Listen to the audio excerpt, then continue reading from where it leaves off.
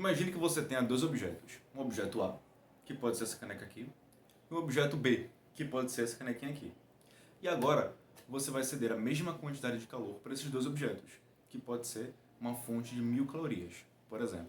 E depois, você vai medir a variação de temperatura de cada objeto, ou de cada caneca. Então, fazendo isso com a ajuda de um termômetro, de um calorímetro, você percebe que a caneca maior variou em 10 graus Celsius sua temperatura, e a canequinha menor variou em 20 graus Celsius sua temperatura. E agora, você vai medir a taxa com a qual aqueles dois objetos, ou essas duas canecas, variaram sua temperatura. E para isso, você define uma grandeza chamada capacidade térmica, que é a razão da quantidade de calor fornecida para cada uma das canecas pela variação de temperatura também de cada uma delas. Fazendo o cálculo então para a caneca maior, a gente encontra 1000 calorias por 10 graus Celsius. Então a gente encontra uma capacidade térmica de 100 calorias por grau Celsius. Fazendo para a caneca menor, a gente faz 1000 calorias divididos por 20 graus Celsius, já que foi a variação de temperatura da canequinha. E a gente encontra 5 calorias por grau Celsius. Comparando os dois valores e entendendo o que é unidade, a gente percebe que tem que ceder mais energia para que a caneca maior varie mais sua temperatura. No caso aqui, o dobro da canequinha. Tá, beleza então. Falei sobre a grandeza, a capacidade térmica e não expliquei o porquê de usar essas duas canecas. Simples, essas canecas são feitas do mesmo material, que é a cerâmica. Então, se eu pesar essas duas canecas e encontrar a massa de cada uma e dividir a capacidade térmica de cada uma pela massa, eu vou encontrar o mesmo valor para ambas. Se eu pegar uma caneca gigantesca, também de cerâmica, medir a capacidade térmica dela e depois dividir pela massa, eu vou encontrar também o mesmo valor. E isso vai seguir essa mesma constância para o mesmo material, que nesse caso é a cerâmica. Então, se tratando do mesmo material e se tratando que a gente encontra um valor fixo, esse valor fixo a gente vai chamar, já que é uma constante, de calor específico. E o nome já diz, ele é específico para cada substância. No caso da cerâmica, ele tem o seu valor. Então a gente sabe que para encontrar o calor específico, a gente precisa dividir a capacidade térmica pela massa daquele objeto.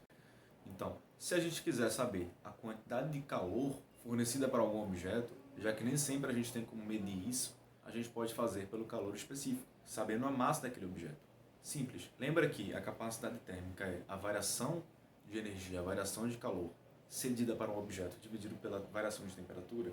Isola agora a variação de calor. A gente vai ter que ΔQ é igual a C, que é a capacidade térmica, multiplicado pela variação de temperatura. Como a gente definiu o calor específico, a capacidade térmica, então, é a massa do objeto multiplicado pelo seu calor específico, que é um valor tabelado. Aqui tem a tabela, por exemplo, de algumas substâncias e seus calores específicos. Então, é um valor fixo, tabelado. Então, a gente encontra aqui que a variação da quantidade de calor cedida a algum objeto é igual à sua massa, vezes o calor específico, vezes a variação de temperatura. E essa aqui é a equação fundamental da calorimetria. Um exemplo interessante do que é o calor específico é você comparar a areia com a água no deserto. Durante o dia, a areia é muito quente, muito quente mesmo. E a água, ela é mais fria, muito mais fria. Até gelada, até certo ponto gelada. Mas à noite, a areia fica muito fria. A temperatura no deserto à noite ela é muito baixa. E a água, ela está morna. Isso quer dizer que, durante o dia, a areia esquentou muito por conta do sol, muito mais facilmente, já que tem um calor específico muito menor. E a água demorou muito para aquecer. Só foi aquecer à noite, quando o sol se pôs. Mas à noite, a areia já está começando a esfriar. E esfria muito rápido. Então é por isso que regiões de clima desértico, que só tem areia, não tem vegetação nem nada, o clima é tão quente, a temperatura é tão alta. Porque a areia ela tem um calor específico muito baixo.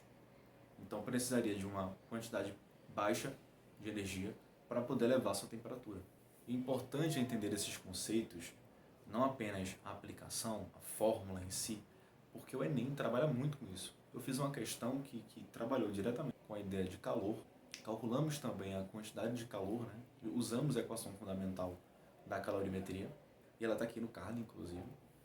Mas quando você tiver questões que trabalham com conceito, principalmente de calor específico, você tem que entender por que determinadas substâncias elevam mais facilmente sua temperatura, enquanto outras não. E o responsável por isso é essa constante que é o calor específico. ele é sempre dado nas questões. Não precisa se preocupar, não precisa decorar tabela nenhuma, já que é um valor fixo, ele é um dado da questão.